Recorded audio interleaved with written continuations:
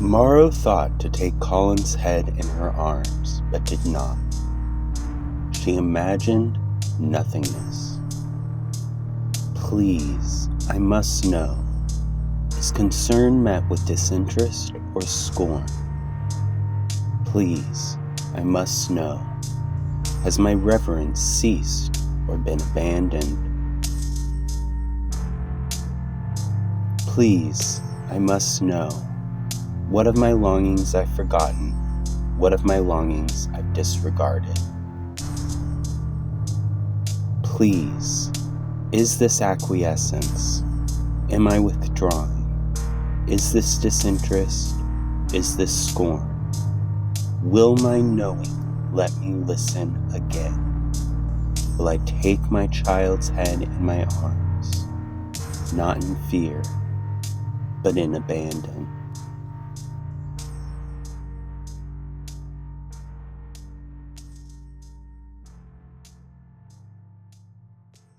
Is this reverent?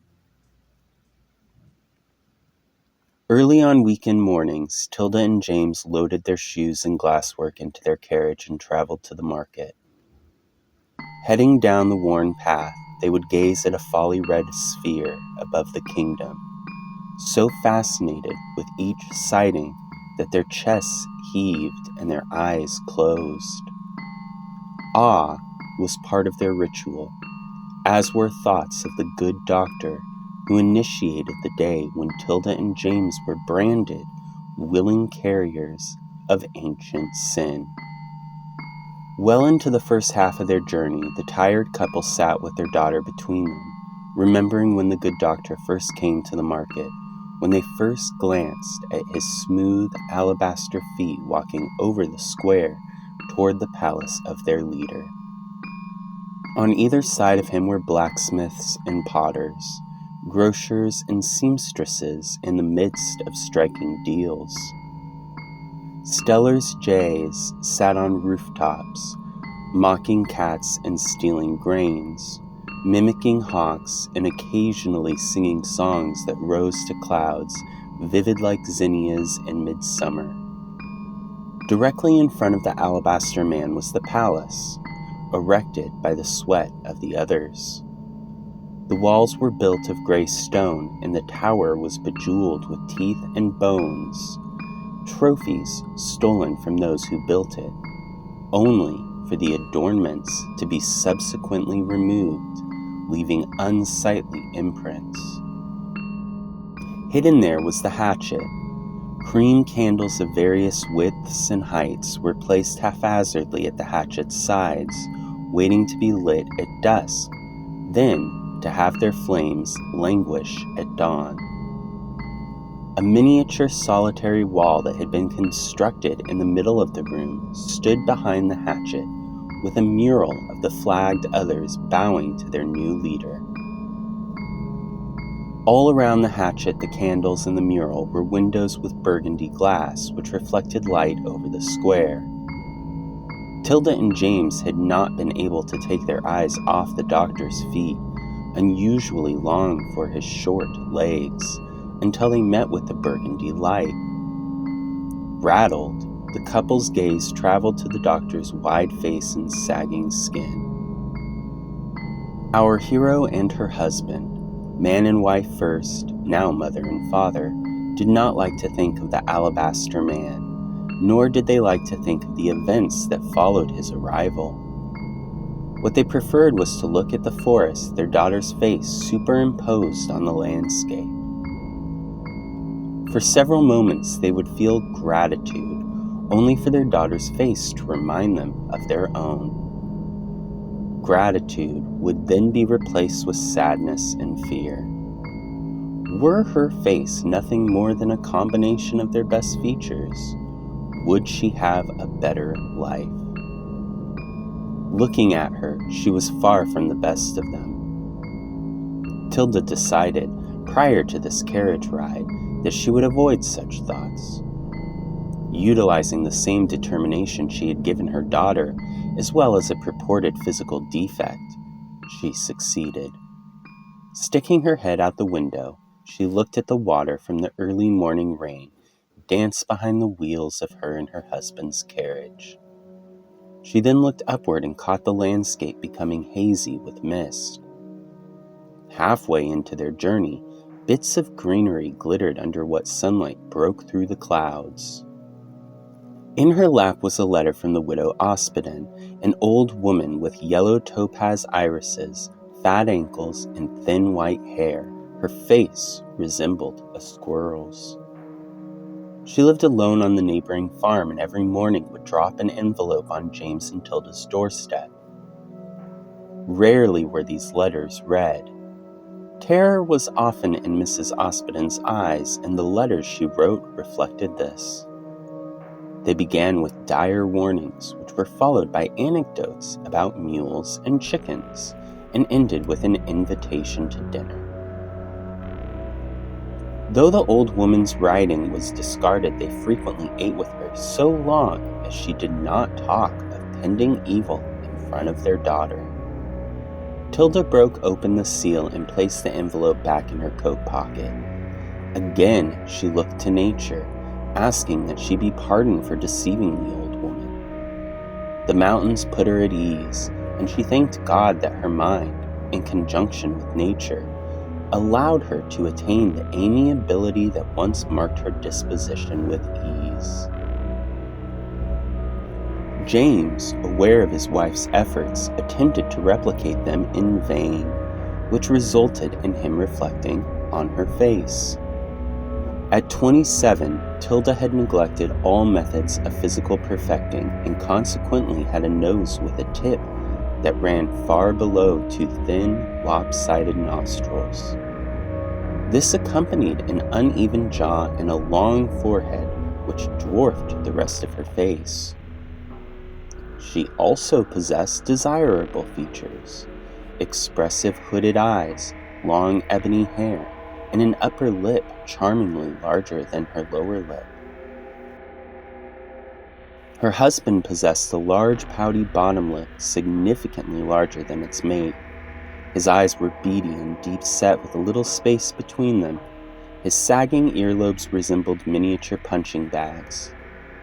Like Tilda, James also had some attractive features, like his slightly broad forehead, which gave way to a narrow chin, powerful cheekbones, full and slightly flared nostrils, and a set of sooty blue irises. Becoming aware of her pregnancy, the couple had faith that the unborn would inherit only the most conventionally appealing of their features. Hope, as she was called, had instead received her mother's oversized forehead and her father's unsightly earlobes. Their child was born 1 year after they were exiled. At 6 years into her childhood, she was not made aware of what had forced her family to relocate to a new home, a home she loved. Had her parents been as ignorant as she was, they would have been less distracted from their enjoyment of the location of their home. The land was handsome, with tall seafoam-colored grass that, when the morning gale crossed over it, undulated as though the meadow on which their home was set consisted of water. There were aspens in an abundance of paths. Beyond them, regardless of the direction they faced, were mountainsides, and the family took pleasure in the alpenglow. Young Kutch never took pleasure in such sights. Raised in the palace, he would sit below the very hatchet that had been used by their founder against the others. As a child, young Kutch was taught the doctrine of faith that inspired the capture of the land ruled by his father. He was, let it be said, among a small number of citizens, cognizant that the fall of the others was one defined by mercilessness. Did he react with outrage? He did not. He felt honored, and as he aged, he sat staring at the hatchet, imagining havoc. He would note to himself the enchanting effect of the steel, how it would alter with the light of the sun and the sinking glow of the surrounding candles. He would imagine his first victim and wonder if he, unlike his father, would bring flecks of red to the neglected hatchet. On the blade's surface was his reflection. Eyes whose color could not be distinguished stared back at him, their pupils engorged with a glory unknown to anyone other than the founder. Young Kutch knew, when sighting the reflection of his eyes, his destiny, one of carnage brought forth by fear. His father had let his citizens feel ashamed when looking at the imprints of the teeth and the bones as well as the mural. So much so that they ceased to look, ceased to acknowledge bloodshed. Old Kutch, like the men following the founder's rule, kept the hatchet hidden in the tower. Young Kutch was anxious to find a foreign civilization that might awaken the bloodlust of citizens too ashamed to examine their impulses. He traveled at the age of 16 for nearly 3 months. He rode through salmon-pink brush, jade grass, and charred tree stumps. He listened for dances in unfamiliar tongues, but heard only bird songs. Hopelessness filled him, seizing his heart. His limbs slackened, and his chest ached. But what is this? A twig snapped. This strange little fat man. He, the strange little fat man, was the good doctor. The two greeted each other. They talked of desire, asking if theirs would bring forth change. Excited chatter from young Kutch sounded loudly while the good doctor calmly crooned ruminations. Pitch stuck to the young man's palms, dirtied and dried. Rain that promised to cleanse the muck cleansed only the earth as he and the doctor remained just as they were. 2 years passed before they met again. The good doctor went on living in the woods, while young Kutch went on living in the palace, making plans and taking action. The lives of the citizens changed, reminding them that sometimes things fall apart. Greed resurrected itself, fear towered like smokestacks, and empathy stabbed like shattered glass, only until it was ignored in order to survive. Tilda and James did not notice. They remained Tilda the shoemaker and her husband the glassblower, the funny-looking couple unwilling to sacrifice their desire to dance under falling cotton or grin at the mischief of a Steller's jay. Faith had made it possible for them to live with a keen sense of love, and humility had made it easy for others to approve of them. All was well. Seemingly innocuous people filled the streets. A good man ruled the kingdom, and our happy couple overlooked the teeth and bone imprints, as well as the stained glass that cast a red hue over the market in which they conducted business. Their neighbors, like them, were kind. Their jaws for many years did not stiffen when they passed the odd couple. And when jaws did stiffen, the antipathy that inspired the action went as unnoticed by Tilda and James as the sin that towered over them, for they had faith. They had faith in their fellow man, reverence for the earth, and respect for the founding of their kingdom. They had faith in Old Kutch. Old Kutch, handsome in his youth and with a son to mirror the glory he once possessed, was voted to rule when Tilda and James were still apprentices. Unlike his predecessors, he, his wife, who passed away from consumption hours after the election, and their one child were admired by the whole of the citizens.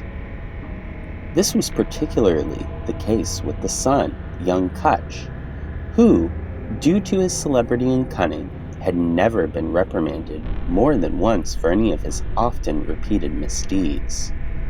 He learned to do as he wanted, intelligent in the codependence he selected to share in his exploits.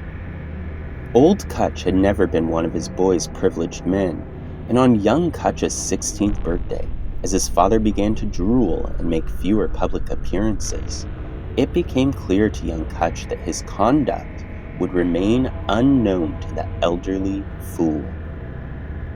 Then began 2 years of young Kutch's mischief.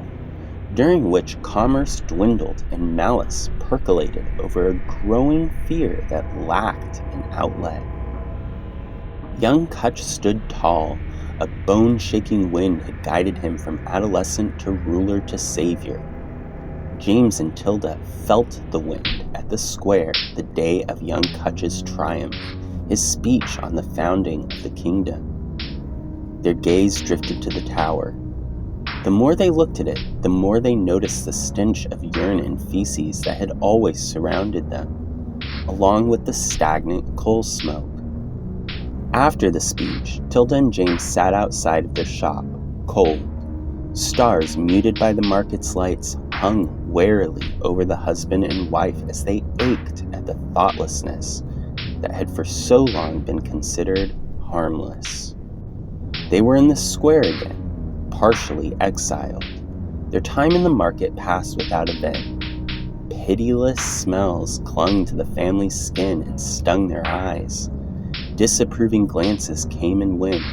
Stellar's jays shot down, and cottonwoods, tamed, were silently mourned. They rode back home. Home and out of the carriage, Tilda and James watched Hope play in the nearby meadow. Barely able to contain her youthful energy, she let out sounds of joyous frenzy accompanied by bug-eyed glee, threw her hands on the ground, and managed a cartwheel. Tilda clapped and then put her hand in her husband's.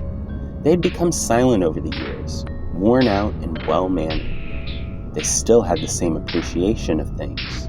The texture of dirt a day after heavy rain, the sight of a child running with their stomach pushed out, and smoke hit by the late moonlight. But they did not express their appreciation as they once did. Tilda's mind wandered from the alpenglow, her gaze drifting to the horizon, from which a tall black podium rose. Scattered around her were commonly proportional faces, the ends of their lips drawn downward.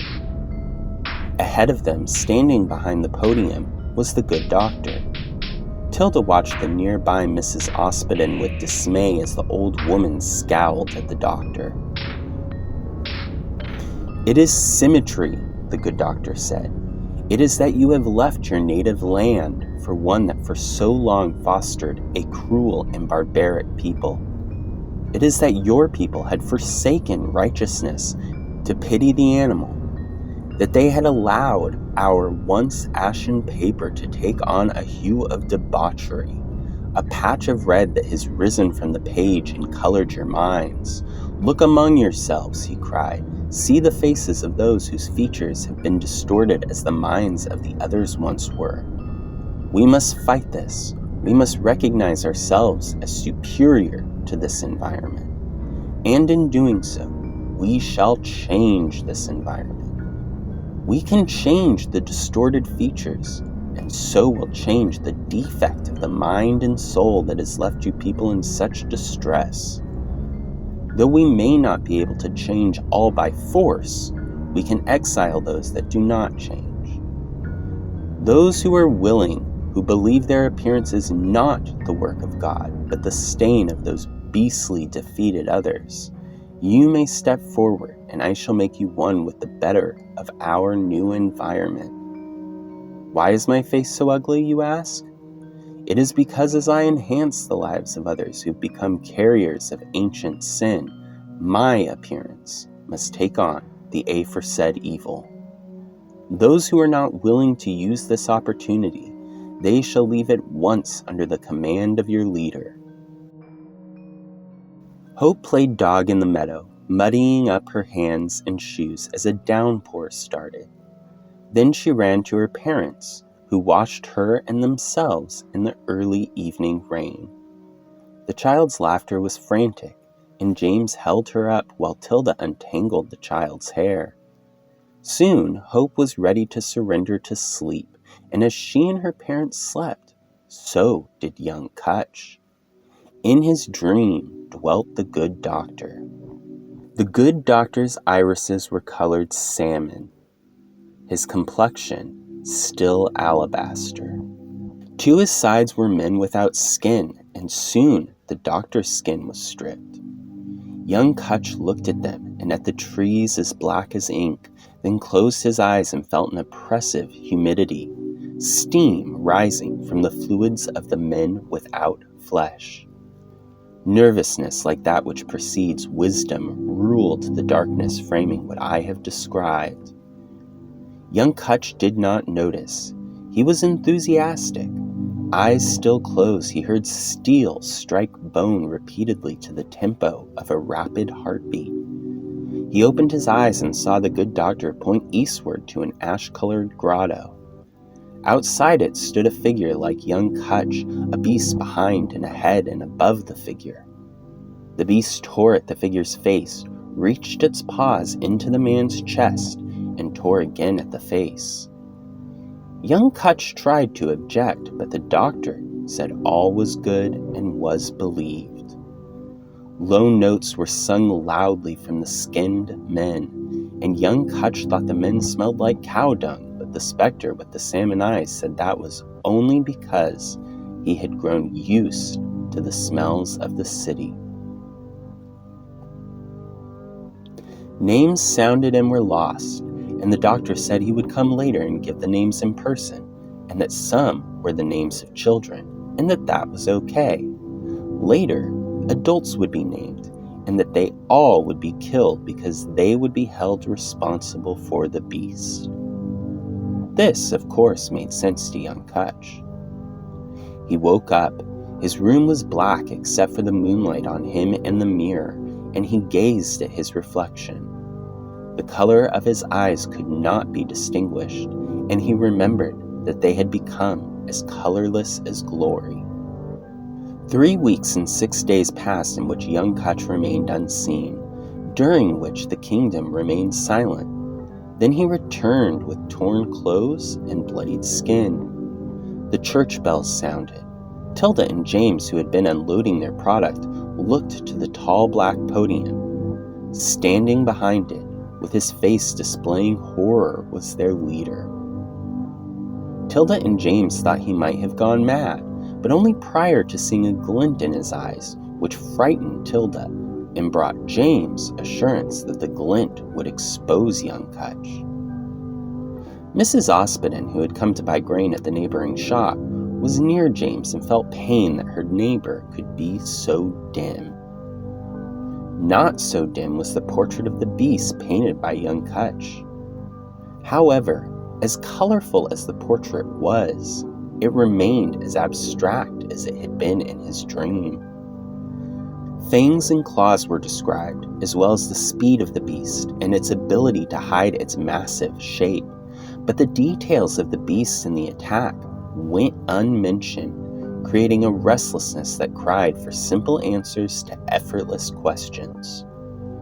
Bravery, Kutch said, could defeat the beast, but his emphasis on the word could made the people clasp their hands, fearful that soon the beast would hunt, undetected and unrelentingly.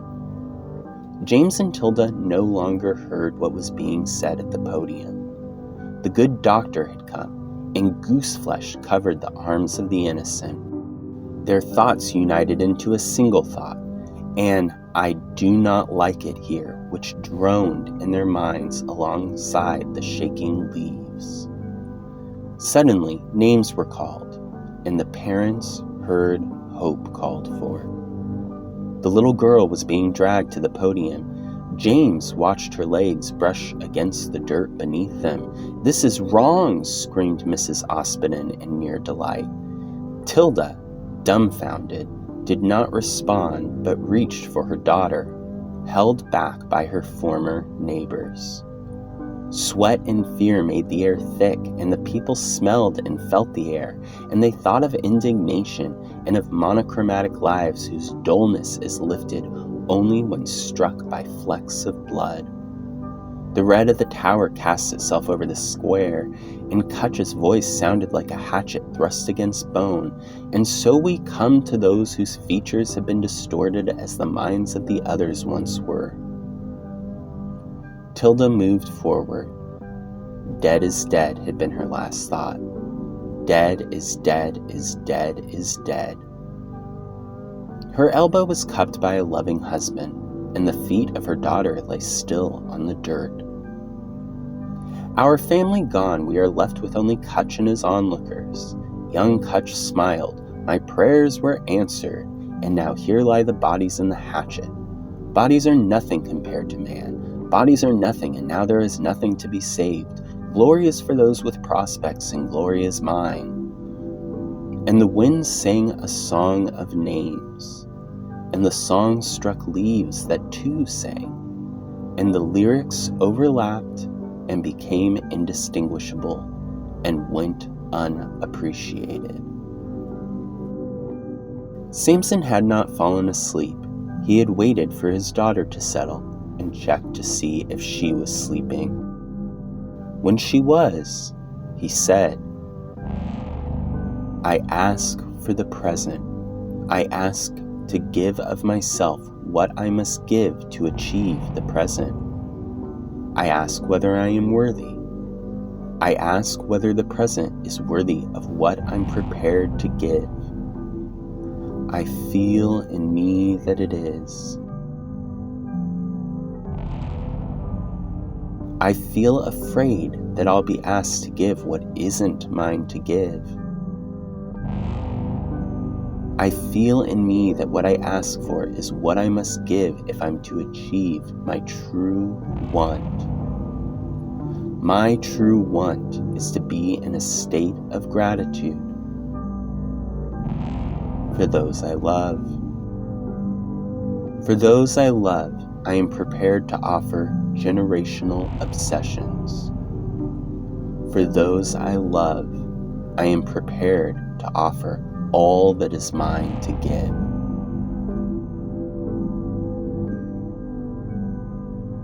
For those I love,